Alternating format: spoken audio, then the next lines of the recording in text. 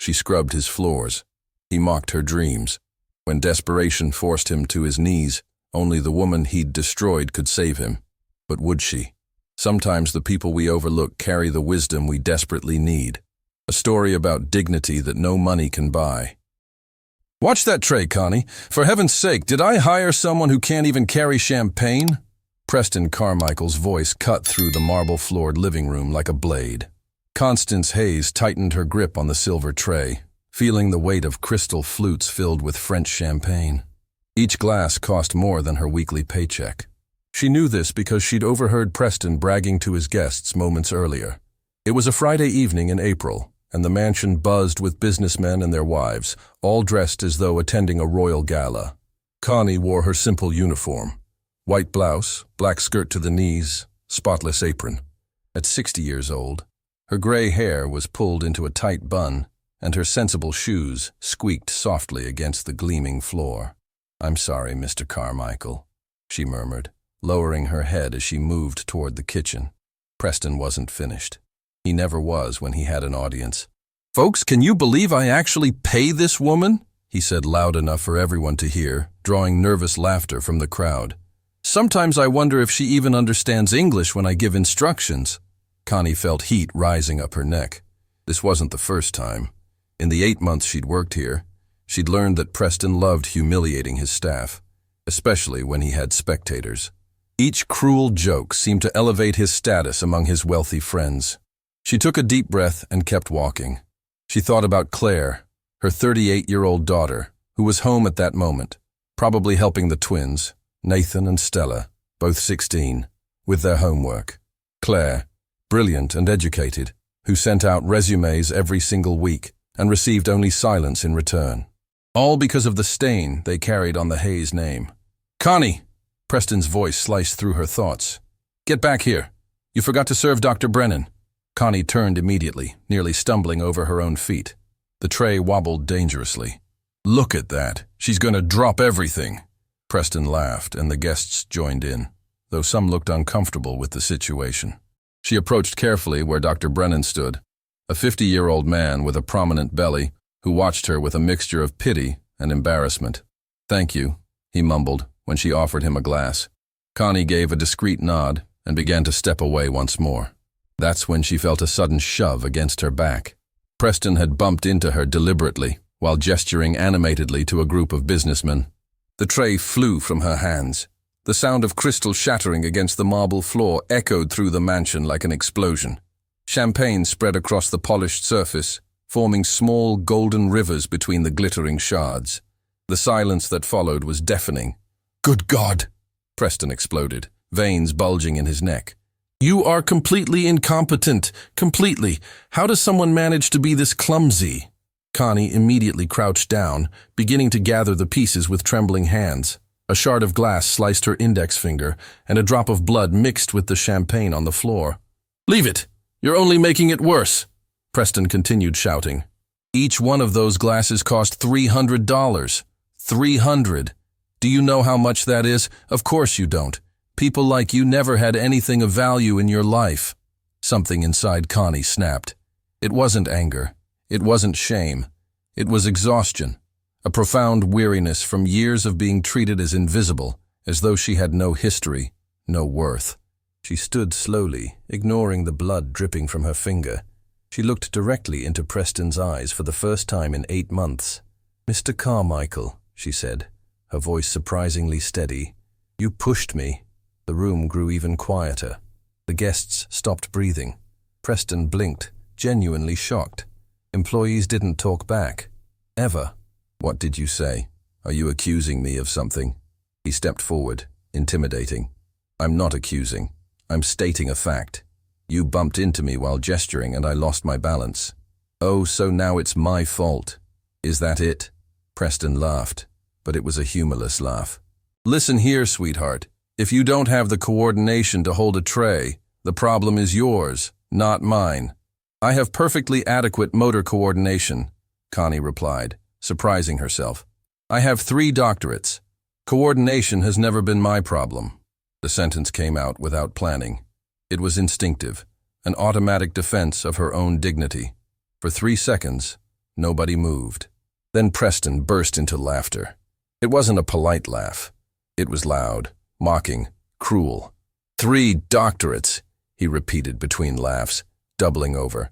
She has 3 doctorates. Did you all hear that? The guests began laughing too, some from embarrassment, others from genuine mockery. The wife of a businessman, a 40-year-old blonde wearing jewelry worth a fortune, giggled behind her hand. 3 doctorates and working as a cook, Preston continued, tears of laughter streaming down his face. What a wonderful joke. What's next? Going to tell me you were an astronaut before? Applied linguistics from Columbia University, international law from Georgetown, and economics from Stanford, Connie said calmly, each word coming out clear and precise. I defended all 3 dissertations with highest honors. I was a tenured professor for 18 years. Preston stopped laughing for a second, analyzing whether she was serious. Then he started again, even louder.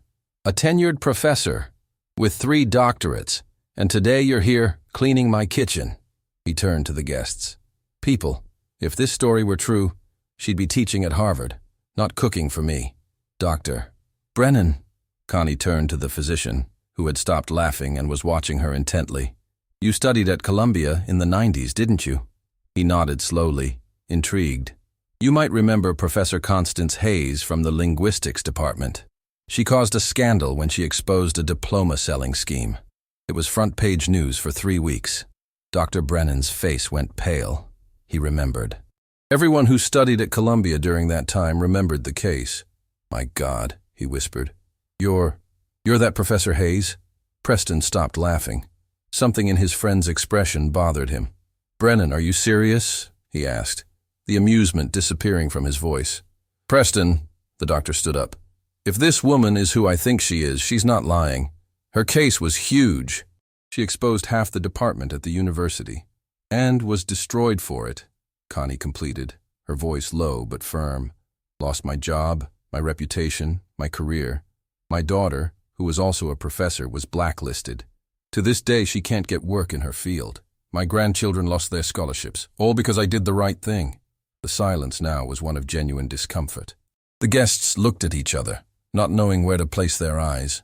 Preston was pale, but his arrogance still spoke louder than any sense of shame. Even if that's true, he said, his voice lower but still disdainful, it doesn't change the fact that you broke my expensive glasses and are here arguing with me in front of my guests. You're right, Connie responded, removing her apron and placing it carefully on a chair. It doesn't change that. But it also doesn't change the fact that you deliberately pushed me, humiliated me without reason, and laughed at my story as if it were a joke. All of that says a lot about you, Mr. Carmichael, not about me. She bent down, carefully gathered the last shards of glass, placed them on a broken tray, and began walking toward the kitchen. Where do you think you're going? Preston asked, his voice rising again. To finish my shift, sir. I still have 2 hours until the end of my workday. After that, I'm going home, where my unemployed daughter and my 2 grandchildren are waiting for the money I earn here to pay this month's bills. She disappeared through the kitchen door, leaving behind a room full of embarrassed millionaires and a Preston Carmichael who, for the first time in his life, didn't know what to say. Preston, Dr. Brennan approached him. If that woman is really who I think she is, you just humiliated one of the most brilliant minds Columbia ever had. Stop it, Brennan, Preston shot back, but his voice lacked conviction. She's obviously lying to make me look like an idiot. I don't know, friend. I remember Professor Hayes. It was a huge case. The directors managed to turn the tables on her, made her seem crazy, unstable. But everyone who was at the university back then knew the truth. Preston felt discomfort growing in his chest, but he pushed the thought away. He wasn't going to let a simple cook make him feel bad in the middle of his own party. Well, he clapped his hands, forcing a smile. Let's forget this unpleasant moment and enjoy the evening, everyone. Who wants more champagne? But the party had deflated. Guests talked in low voices, casting discreet glances toward the kitchen.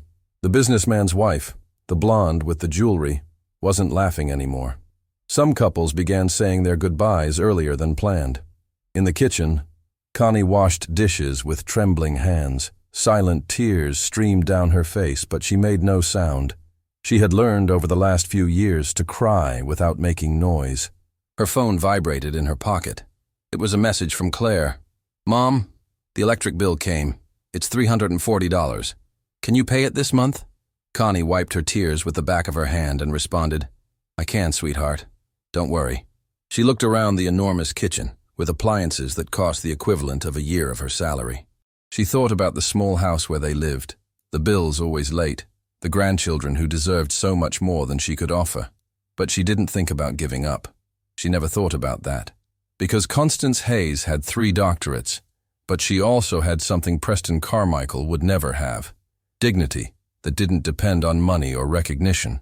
And in 48 hours, that same dignity would be the only thing capable of saving the man who had just humiliated her. The weekend passed like a heavy fog. Preston barely slept, still bothered by Dr. Brennan's look after that ridiculous scene with the cook. Nonsense, he thought while sipping his imported espresso. An employee making up stories wouldn't ruin his week. It was a Monday morning when Julia, his secretary of 12 years, entered the office holding a bulky envelope. There was something in her expression, a subtle hesitation, pressed lips, that made Preston look up from his computer screen. "It came by international courier, marked as extremely urgent," she said, placing the package on the mahogany desk. Her red-painted nails contrasted with the brown paper of the envelope. Preston grabbed the package without interest.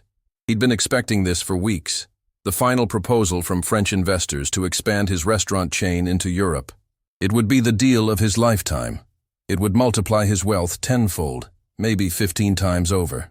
He tore open the envelope with that confidence of someone who never doubted the world would spin in their favor.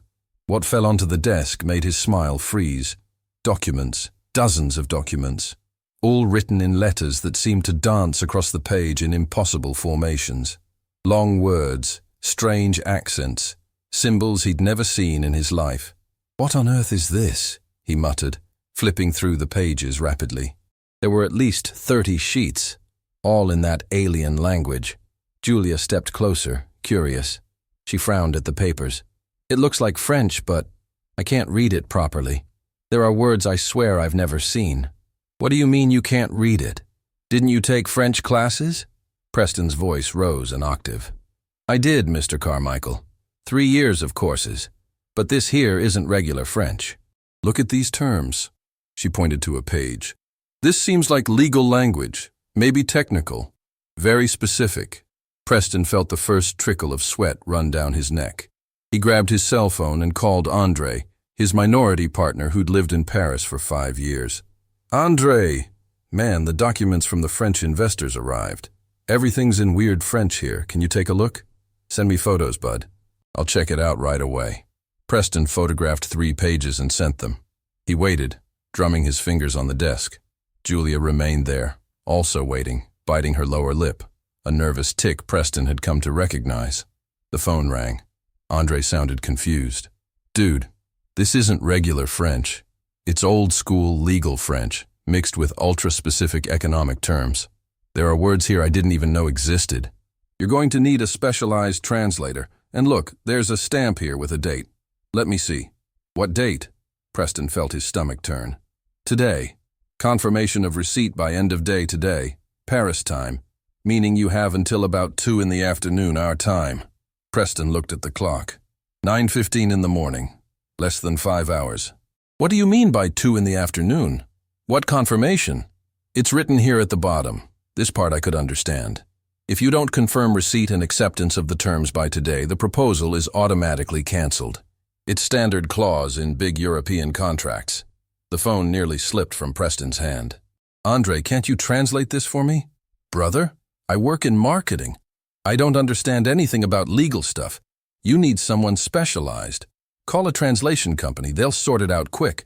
Preston hung up and immediately dialed the first translation company he found online. A female voice answered on the 3rd ring.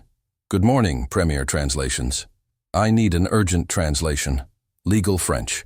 30 pages, for this morning." There was a pause. Preston heard keyboard sounds on the other end. "Sir, specialized legal French requires a certified translator. Our minimum turnaround is 72 hours, but given the volume and complexity, I'd say 5 business days." "You didn't understand. I need this today. I'll pay double, triple. Sir, it's not about money. It's about availability. Certified translators for legal French are rare. I can try to fit you in for next week, but today is impossible. Preston hung up on her. He called 3 other companies. The responses were identical, each one taking a piece of his sanity. Impossible. We don't have a specialist available. Minimum turnaround of 1 week. Julia! He shouted, even though she was still right there in the office. Call everyone you know who speaks French. Everyone! Teachers, students, anyone! Julia practically ran out. Preston heard the commotion in the office increase outside, overlapping voices, ringing phones, the growing agitation of when something serious was happening. He grabbed the documents again, forcing his eyes to decipher something. He managed to identify numbers, amounts in euros that made his eyes shine. Millions, many millions, but the rest was incomprehensible. 15 minutes crawled by. Julia returned, her face pale. I got 3 people who speak French, 2 language school teachers, and an exchange student. They're on their way here. Good. How long? Half an hour, tops. Preston took a deep breath. There was still time. Everything would work out. But it didn't. The first teacher, a 50-year-old woman named Christine, arrived 30 minutes later. She picked up the documents confidently, began reading, and within 2 minutes her expression changed completely. Mr. Carmichael, this is way beyond my knowledge. These are legal terms I never studied. I can understand maybe 20%, but translate accurately? Impossible. You need someone with training in French law. The second teacher, younger, didn't even try to hide it. She looked at 3 pages and handed the papers back. I'm sorry, but I can't. It's too technical. The exchange student, a guy in his early 20s, was more honest. Man, I speak street French, you know. To buy bread, ask for directions. This here is lawyer stuff. No way. When the third person left, Preston felt something he'd never felt in his life. Real fear. Not fear of losing money. He had money. It was fear of losing the opportunity, the one that would never come back. It was 11:30. 2.5 hours remained. The entire office was paralyzed. Employees whispered among themselves, casting glances toward Preston's office. Bruno from finance dared to knock on the door. Can I help with something, boss? Unless you speak fluent legal French, no, Preston yelled. Bruno backed away, hands raised in surrender. But before leaving, he murmured something that made Preston freeze. Didn't that lady Connie say she had a doctorate in something about languages? Preston felt like he'd been punched in the stomach. Connie, the cook, the woman he'd humiliated on that past weekend. The one he'd made a joke of in front of all his guests. No, absolutely not. He wasn't going to lower himself to ask help from a kitchen employee. There had to be another solution. Julia, call more companies, call universities, call consulates, anywhere. Julia was already on the phone, but with each call, her expression grew more hopeless. One by one, all doors closed. We can't accommodate you. Our specialist is traveling, only starting next week. Impossible on this timeline. Noon, 2 hours left. Preston paced back and forth in the office, hands clasped behind his head. Sweat stained his $1,000 Italian shirt. His breathing was accelerated. This can't be happening, he repeated like a mantra. Can't be happening. That's when he heard voices in the hallway. Quick footsteps, urgent whispering. He recognized Carla's voice from reception. I know she said she had a doctorate in linguistics. I saw Dr. Brennan confirm it right there. But she might have lied. That was Bruno's voice. And if she didn't? Preston's going to lose millions out of pride? Preston suddenly opened the door, making everyone fall silent instantly. 6 employees were gathered there, all looking at each other, nobody wanting to speak. What are you whispering about? He asked, his voice coming out hoarse. Carla, the bravest, stepped forward. She was a 30-year-old woman, always polite, who now looked at him with a mixture of pity and disapproval. Mr. Carmichael, we know you're having trouble with documents in French, and we remembered that Mrs. Connie said she had a doctorate in linguistics. If it's really true, I've already thought of that. Preston cut her off, more harshly than he intended. But how am I supposed to trust a cook to solve something worth millions of dollars? With all due respect, sir, Carla continued, hesitant but determined. Dr. Brennan seemed to recognize her, and she mentioned the university names. If it's true, She's the most qualified person we have here right now. Preston was about to retort, but Julia appeared running from the back of the hallway. Preston, I called the French consulate. They have a translator, but he can only see you in 3 days. 3 days. He needed 3 hours. The wall clock marked 12:20. 1 hour and 40 minutes. Preston closed his eyes. He felt the weight of all those arrogant decisions he'd made in life pressing against his chest. Every employee he'd humiliated, every person he'd treated as inferior, every time he'd used money as an excuse to be cruel. And now, the only person who might save him was exactly the one he'd most despised. He opened his eyes and found 6 faces waiting for his decision. Julia was biting her lip. Carla had her arms crossed. Bruno looked at the floor, embarrassed. "Where is she?" Preston asked, his voice coming out almost as a whisper. "In the kitchen preparing lunch," Carla replied. Preston took a deep breath. Each step he took toward the kitchen seemed to carry tons. Employees moved aside to let him pass, watching in silence. Some seemed satisfied, others worried. He stopped at the kitchen door, hand on the handle. From the other side, he heard the sound of running water, the discreet clinking of pots. Constance Hayes was there, back turned, washing vegetables in the huge sink. She wore the same simple uniform, the same white apron. Her gray hair remained pulled into the tight bun. Preston cleared his throat, trying to get her attention. She turned slowly, drying her hands on a dish towel. When her eyes met his, there was no anger, no satisfaction, just that deep exhaustion of someone who'd suffered too much to waste energy on resentment. "Mr. Carmichael," she said, her voice neutral. "Do you need something?" He opened his mouth, but no words came out. How do you ask for help from someone you just publicly destroyed? How do you swallow your own pride when it's the only thing you've ever had? Preston realized, in that moment, that he was about to learn the most expensive lesson of his life. And the clock kept ticking. The silence in the kitchen lasted only 3 seconds, but it felt like an eternity. Preston opened his mouth, closed it, opened it again.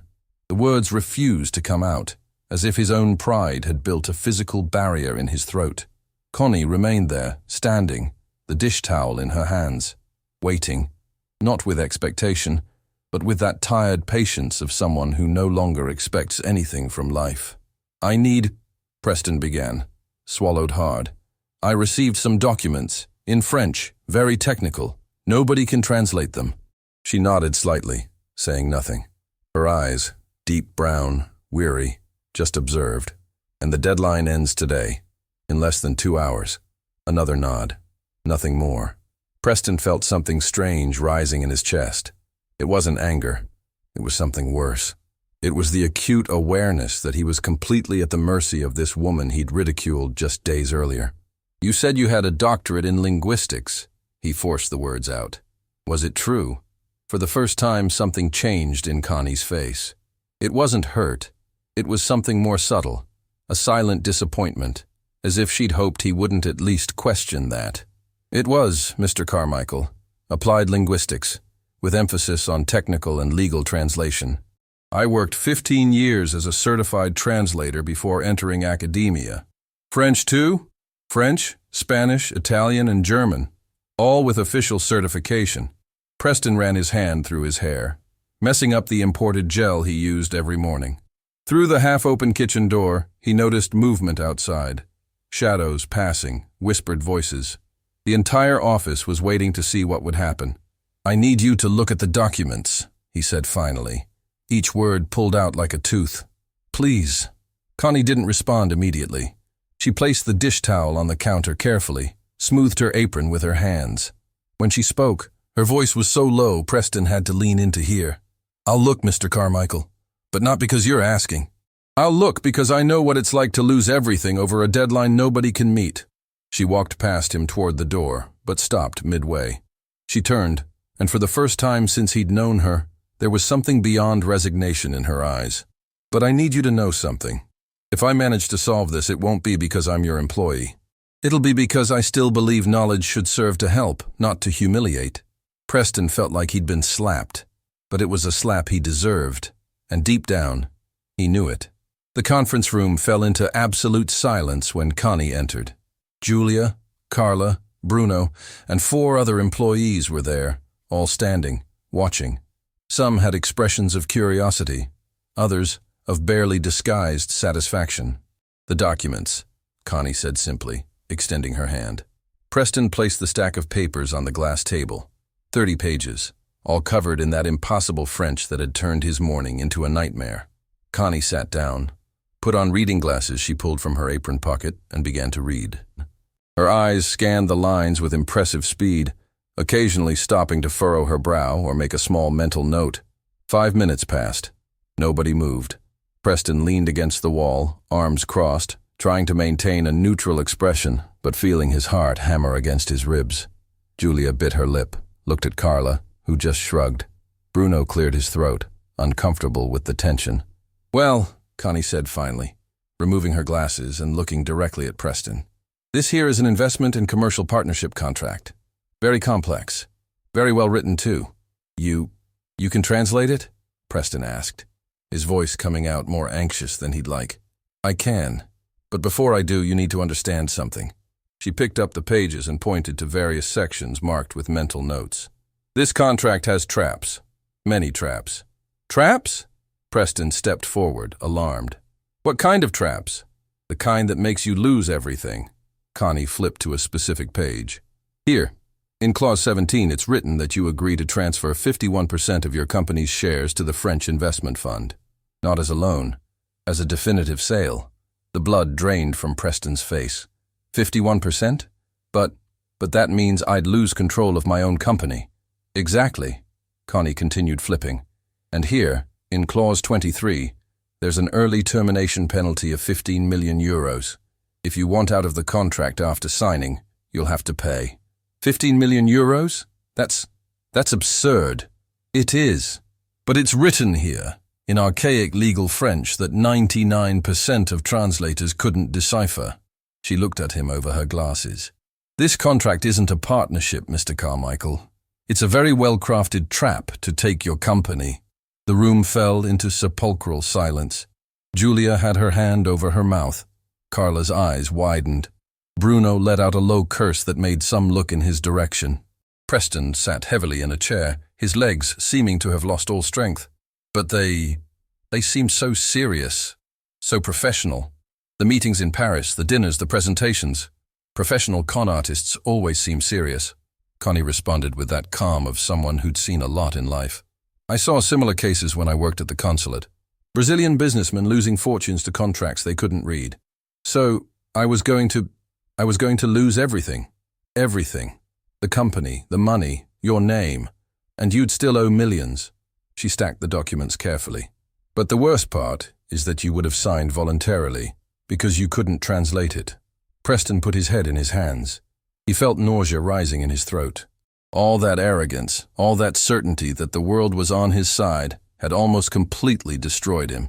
"How did you manage to see all this?" he asked, his voice muffled by his palms. "Because it's not the first time I've seen a contract like this. I learned to identify the traps when I worked translating for businessmen who trusted me." She paused. "Businessmen who respected me." The sentence hung in the air like a silent accusation. Preston slowly raised his head. He looked at that 60-year-old woman, gray hair, simple uniform, who had just saved him from losing everything. The same woman he'd called incompetent. The same one he'd made a joke of in front of all his guests. He began, but his voice failed. "The deadline," Julia interrupted, looking at the clock on the wall. "We still have an hour. What do we do?" "Simple," Connie replied, picking up a pen that was on the table. "We'll respond declining politely but without giving detailed explanations. In formal French, of course." "You can do that?" Preston asked, still dazed. "I can, but I need to know if that's what you want. Because once I send the response, they'll know someone deciphered the contract. There may be legal retaliation from them." "Retaliation?" "They might try to sue for breach of verbal agreement, defamation, those things. Companies like that don't like being discovered." Connie looked at him with those tired but firm eyes. "You'll need good lawyers. Very good ones." Preston nodded slowly. "Okay.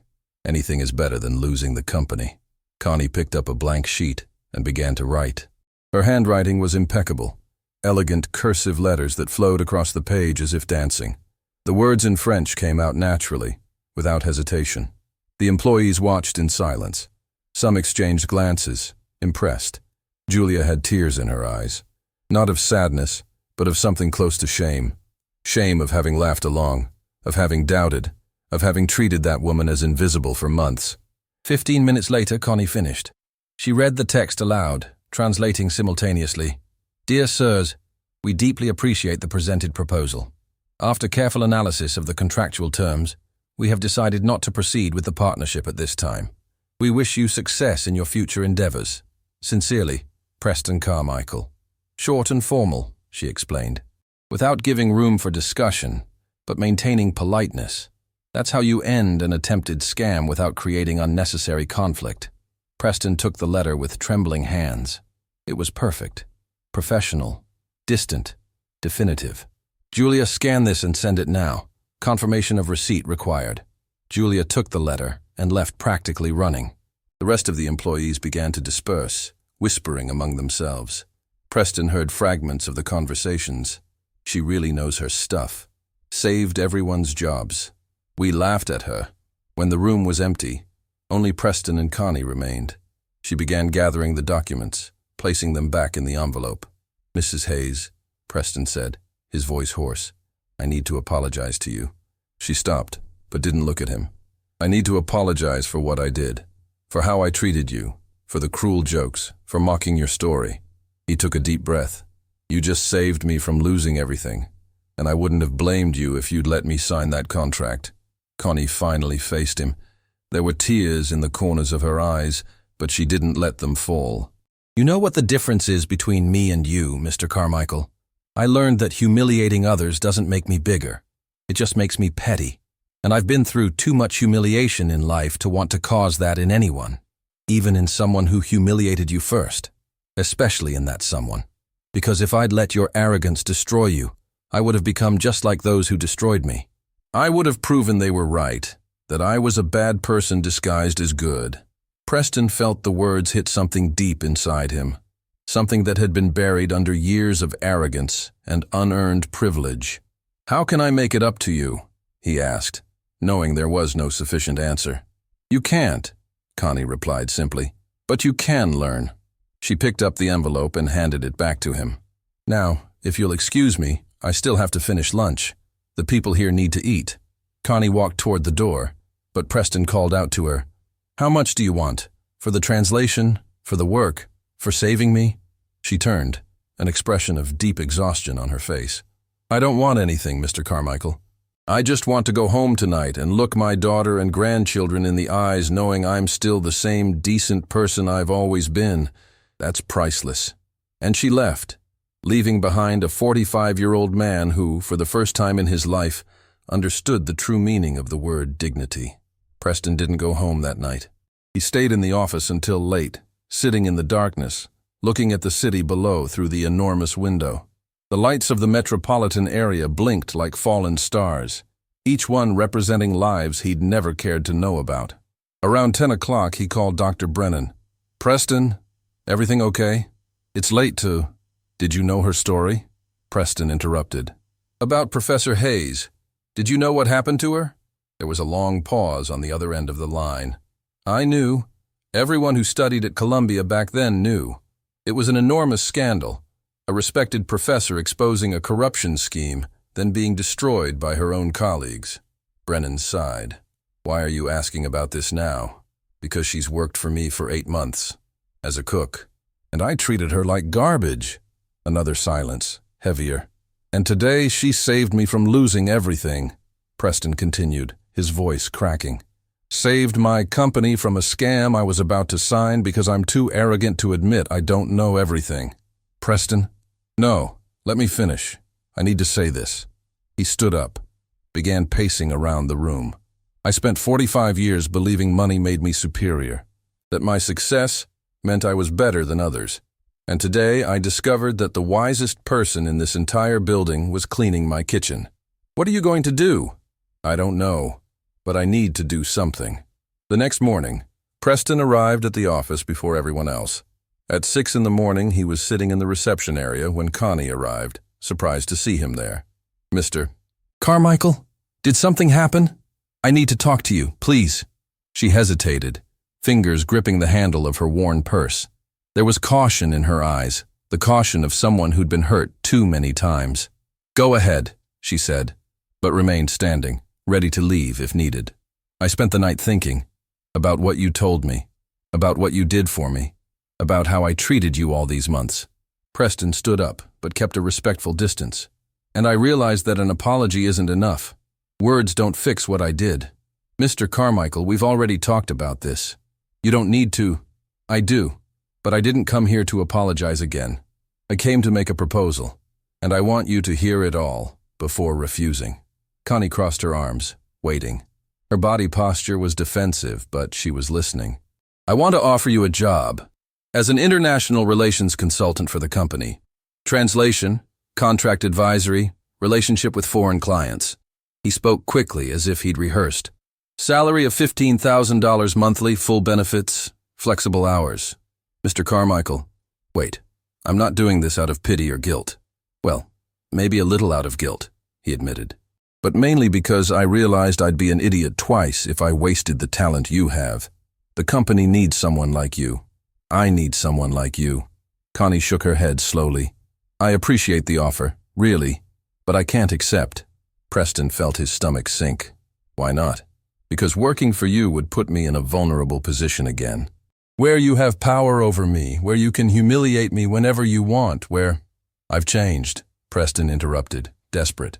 "In one day?" she asked, without malice, just with realism. "Mr. Carmichael, people don't change overnight, and I can't risk my stability, however small it may be, on a promise of change." She was right. Preston knew she was right, but it still hurt to hear. "Then what do I do? How do I prove I'm serious?" "You don't need to prove anything to me. You need to prove it to yourself." Connie adjusted her purse on her shoulder. "If you've really changed, you'll demonstrate it with everyone who works here. Not just me. With the cleaning lady, with the security guard, with the receptionist. When you treat everyone with the dignity they deserve, then I'll believe you." She began walking toward the kitchen, but he called out to her. "What about your daughter, Claire? You said she can't get work because of the blacklist." Connie stopped, turned slowly. There was something new in her eyes now, not hope, but cautious attention. "I have contacts, many contacts in education, in companies that hire corporate teachers." Preston took a step forward. "I can make some calls. Not as a favor to you, but because your daughter deserves a fair chance." "Why would you do that?" "Because you're right, I haven't changed in one day. But I can start changing today, and maybe helping fix an injustice is a beginning." Connie remained silent for a long moment. When she spoke, her voice was softer. "I'll think about the job offer, but I'm not promising anything. As for Claire, if you can really help her, I'll be eternally grateful." "Then we have a start," Preston said. In the following weeks, something changed in the office. It wasn't dramatic, it wasn't instant, but it was real. Preston began greeting employees by name, all of them. He stopped to say thank you. He asked how they were. At first, people found it strange. Some were suspicious, thinking it was manipulation. Julia was the first to notice the real change. It was one afternoon when Preston passed by the break room and saw Marina, the contracted cleaning woman, crying hidden behind the coffee machine. "Marina, is everything all right?" She startled, tried to quickly wipe her tears. "Sorry, Mr. Carmichael. I'll get back to work right away." "No, wait. Did something happen?" Marina hesitated. The old Preston would have yelled at her for wasting time. But this Preston had genuinely concerned eyes. "My son is sick. He needs expensive medicine, and insurance doesn't cover it." The words came out broken. "I don't know how I'm going to get the money." Preston didn't think twice. "How much do you need?" "Sir, I can't accept." "I'm not offering. I'm asking how much you need for your son's medicine." When Marina left there with a check that would cover 3 months of treatment, the news spread through the office like wildfire. Not because Preston had told anyone. He'd asked for discretion. But Marina told her colleague, who told another. And within 2 days, everyone knew. "He really has changed," Carla murmured to Julia at reception. "Or he's faking it really well," Julia responded, still skeptical. But the change continued. Preston created an emergency fund for employees. He raised salaries for contractors. He began meeting personally with each person in the company, asking about difficulties, suggestions, dreams. And every time he passed by the kitchen, he stopped to watch Connie working. She always kept professional distance, but sometimes, just sometimes, she'd sketch a small smile when he thanked her for the meal. 6 weeks after that conversation in reception, Preston received a call that made him smile for the first time in a long time. "Preston, it's Helen from EduTech Solutions." "Helen, how are you?" "I'm well. Look, remember that teacher you recommended? Claire Hayes?" Preston's heart accelerated. "I remember. We just offered her a position. Educational Content Coordinator. Excellent salary, complete benefits. She accepted on the spot." Helen laughed. "Actually, she cried so much we got worried. Then she told us the whole story." "Preston, did you know she was on an unfair blacklist?" "I know. That's why I called you." "Well, we checked everything properly. The woman is brilliant. Masters in linguistics, incredible experience, impeccable references from former students. I don't know how she was unemployed." "Because the world is sometimes unfair to good people," Preston responded, and realized he believed that now. After hanging up, he went straight to the kitchen. Connie was preparing the dessert of the day, bread pudding, the employee's favorite. "Mrs. Hayes, can I speak with you for a moment?" She turned, wiping her hands on her apron. "Of course. Your daughter got the job.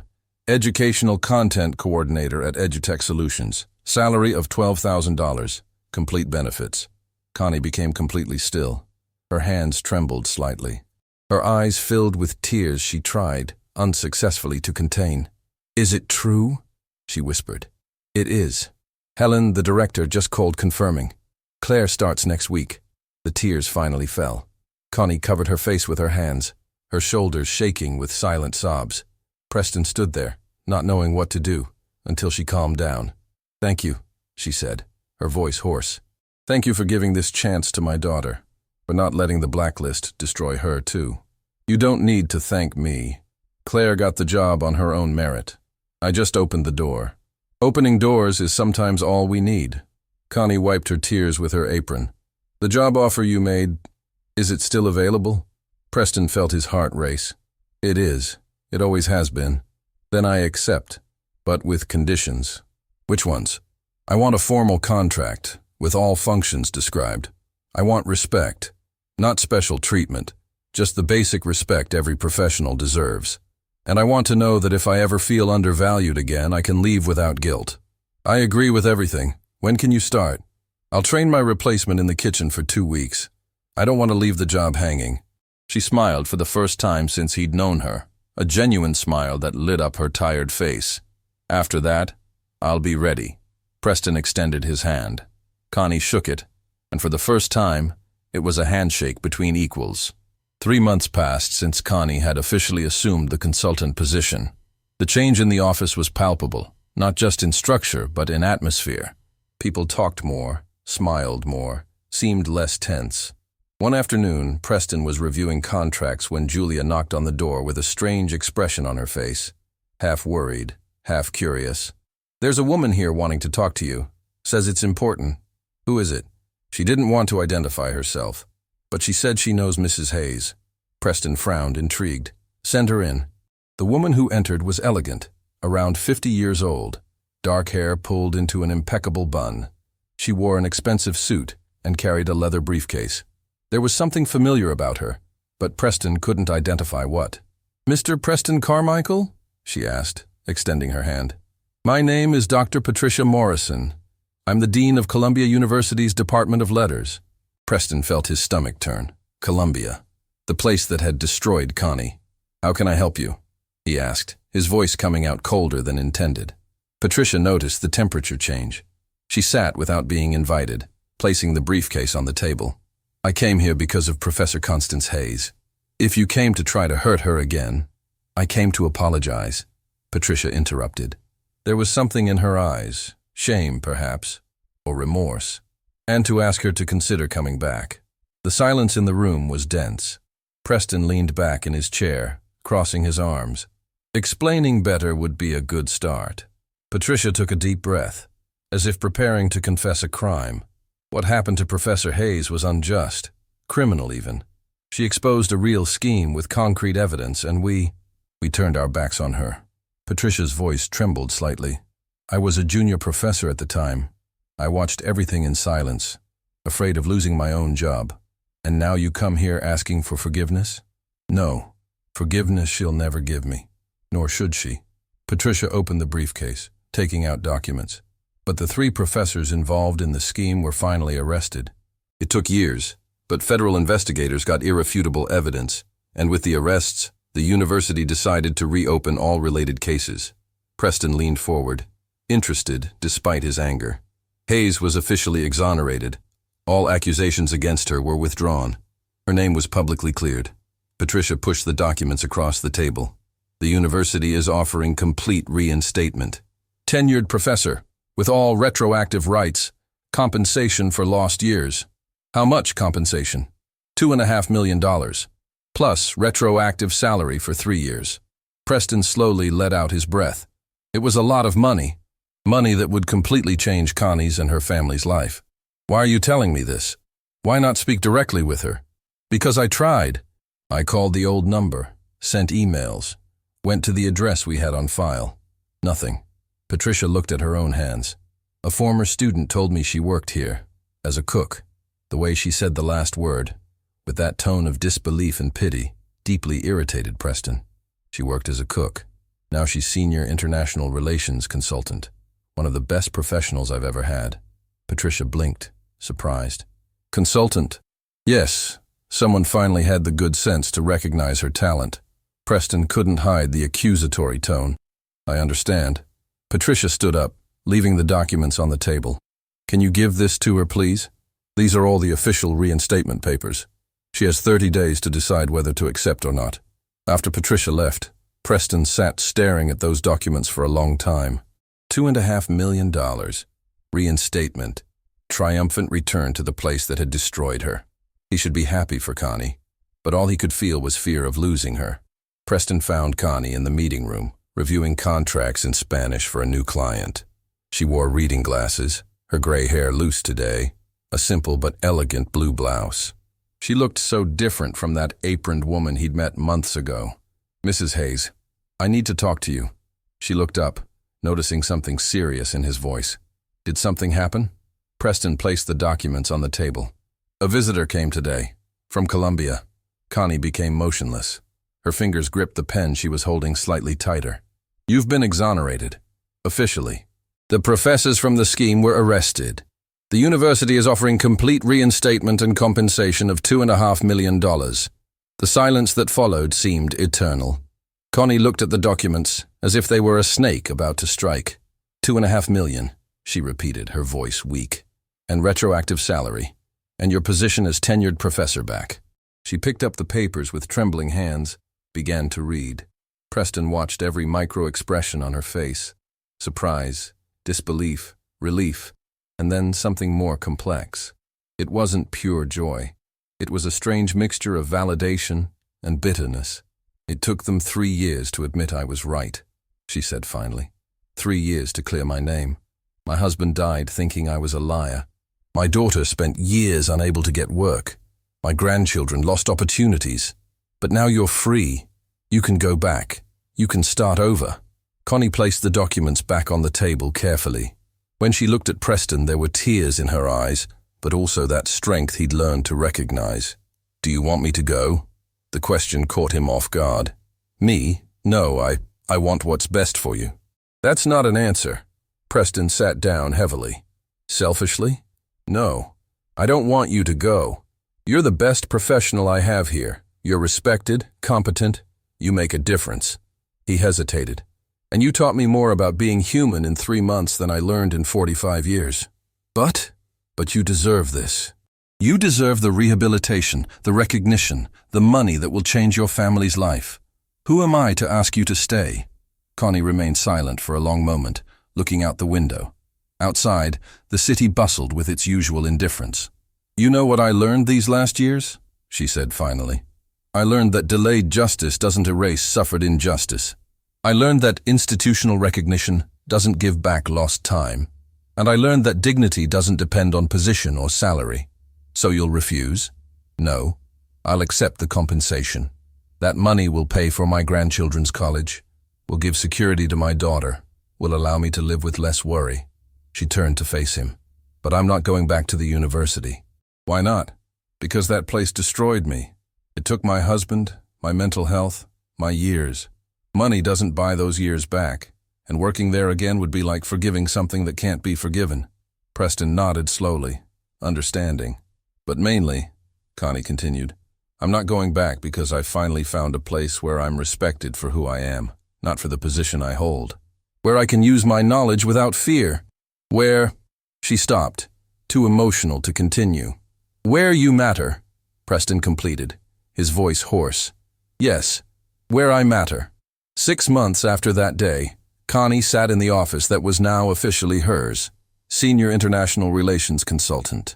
On the walls, diplomas finally framed and proudly displayed. On the desk, photos of Claire at her new job, of Nathan and Stella in the prep course they could now afford. There was a knock on the door. It was Preston, holding 2 coffees. May I come in? Always. He sat in the chair facing her desk, a complete reversal from that first time, when she was the cook summoned to his office. I received a proposal today, he said, to sell the company. Good offer. Very good. Will you accept? I don't know. That's why I came to talk to you. Preston took a sip of coffee. You know, I've changed a lot since that day, since you taught me that people are worth more than positions. And the proposal made you question that? No. The proposal made me realize I finally know what's important. He looked around the office, at the employees outside, working, talking, smiling. I built a profitable company, but you helped me build something more important. A place where people are treated with dignity. That's priceless, Connie agreed. Exactly. So I'm going to refuse the proposal. Preston smiled. A few million more isn't worth losing this.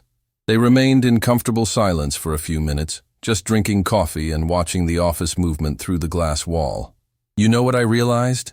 Connie said finally. I spent years thinking I needed institutional recognition to have value, that without the professor title, without diplomas on important walls, I was nobody. And now? Now I know that value doesn't come from outside. It comes from within.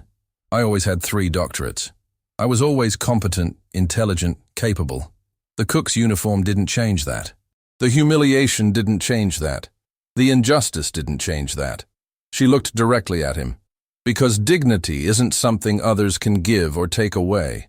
It's something we carry inside, regardless of everything. Preston felt his eyes burn. You taught me that. No, you learned it yourself. I just showed the way. And what a way, he murmured. Later, when the office began to empty and the sun set over the city, painting the sky orange and pink, Connie gathered her things to go home. Claire would pick her up today, something they did every week now, a small but precious ritual. Preston found her at the elevator. Mrs. Hayes, can I ask you something? Of course. Have you forgiven me?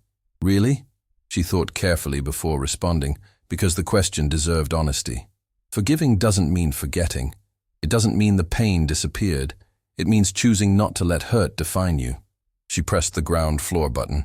So yes, I forgave you, because carrying anger would only hurt me more. And I've been hurt enough. Thank you for everything. For saving me, for teaching me, for giving me a chance I didn't deserve. Everyone deserves a chance to be better, Connie said when the elevator doors opened. You took yours. That's what matters. She walked out into the evening where Claire waited in the car with that smile worth more than any compensation, where Nathan and Stella would be at home, studying to achieve dreams that were now possible. And Preston stood there watching her leave, finally understanding the most important lesson. It doesn't matter how many degrees you have. It doesn't matter how much money you earn. It doesn't matter what position you hold. What matters is how you treat people when nobody's watching. How you act when you have power over someone more vulnerable. How you choose to use your position to elevate or to destroy. 3 weeks later, Preston stood in front of the full conference room. Every single employee was there, from senior executives to cleaning staff. He'd asked everyone to attend, and the curiosity was palpable. People whispered among themselves, exchanging uncertain glances. Julia stood near the door, arms crossed, watching her boss with a mixture of pride and apprehension. Carla sat in the front row, notebook ready. Bruno leaned against the back wall, waiting. "I know you're all wondering why I called this meeting," Preston began, his voice less commanding than before, more human, "and I promise I'll be brief."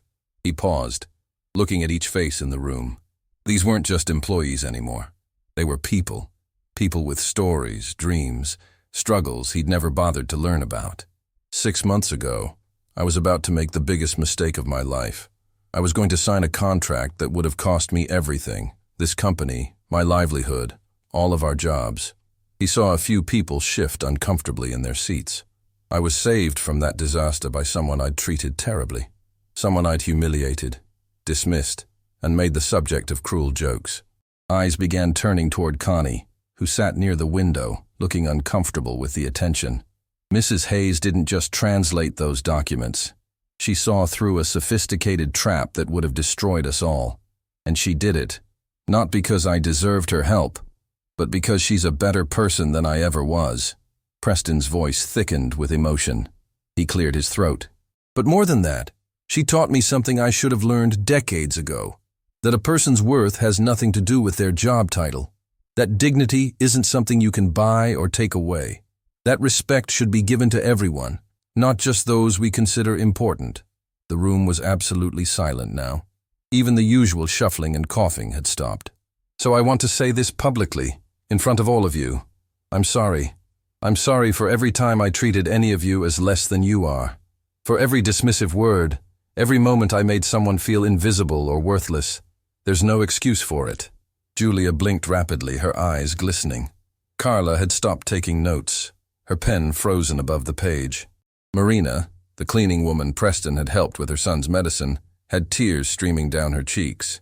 "I can't undo the past, but I can promise that moving forward, this will be a place where everyone is seen, heard, and valued."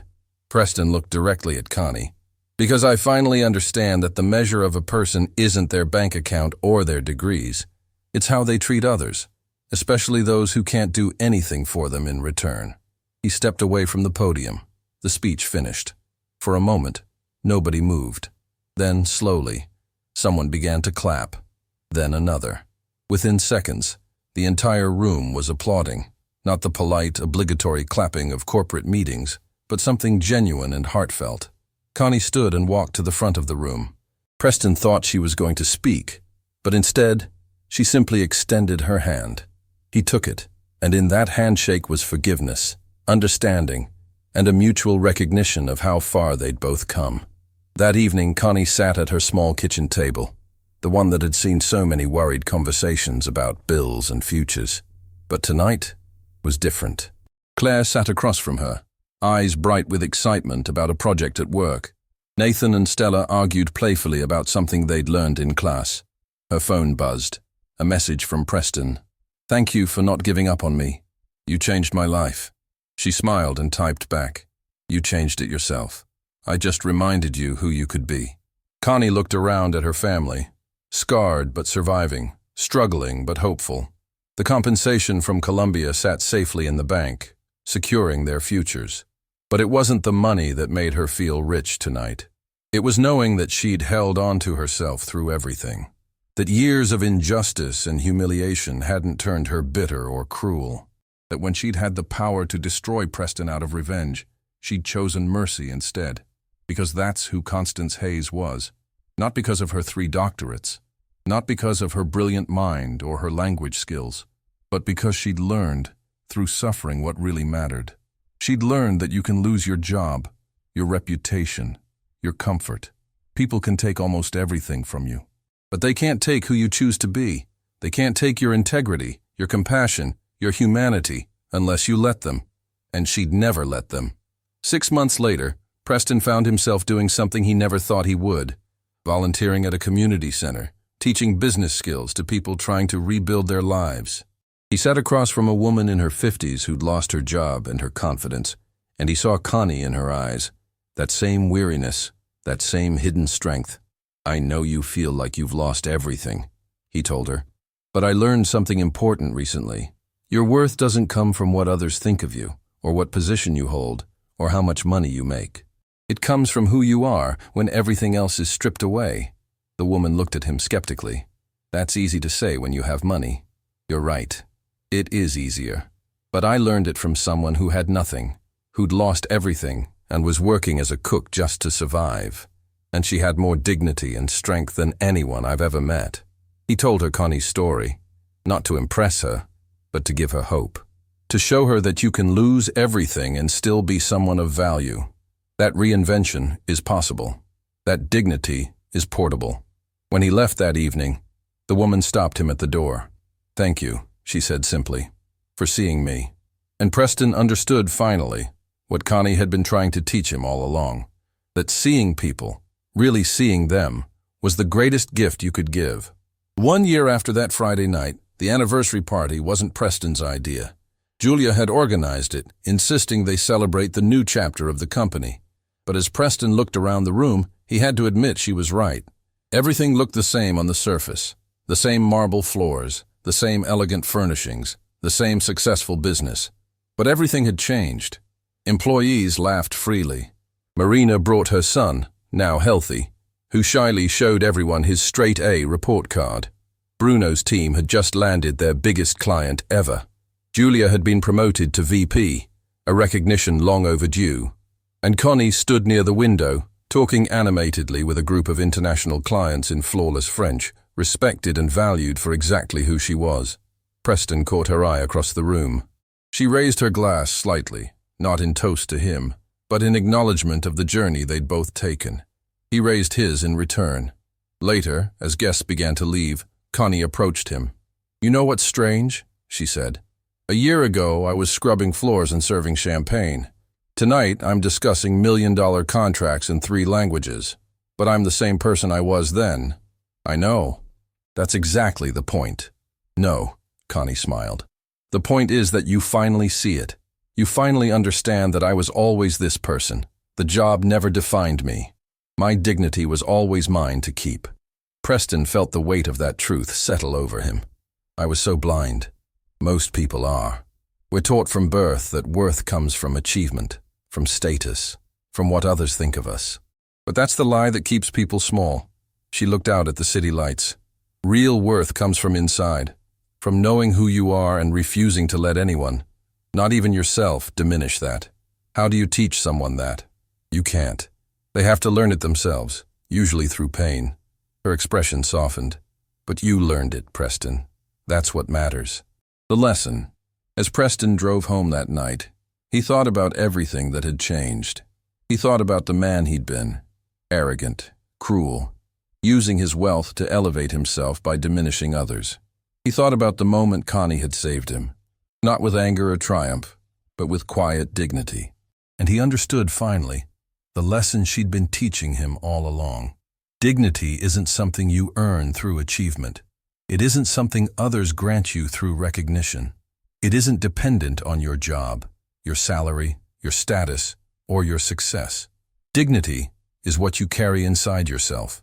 It's how you treat others when you have power over them. It's choosing compassion when revenge would be easier. It's maintaining your integrity when everything else has been stripped away.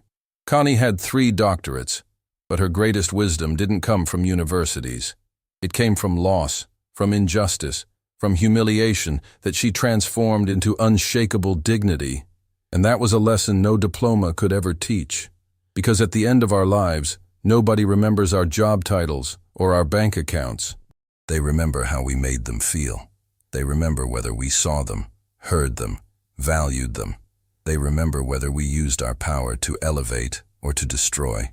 Preston had learned that lesson almost too late, but he'd learned it. And every day, he tried to live it, not perfectly, but genuinely. Not because he had to, but because he finally understood. Treating people with dignity doesn't diminish you. It's what makes you fully human. And sometimes, the greatest teachers wear aprons and work in kitchens. Sometimes, the wisest voices belong to those the world overlooks. Sometimes, the strongest people are those who've lost everything but held onto themselves. Connie taught him that. And he would spend the rest of his life trying to be worthy of that lesson.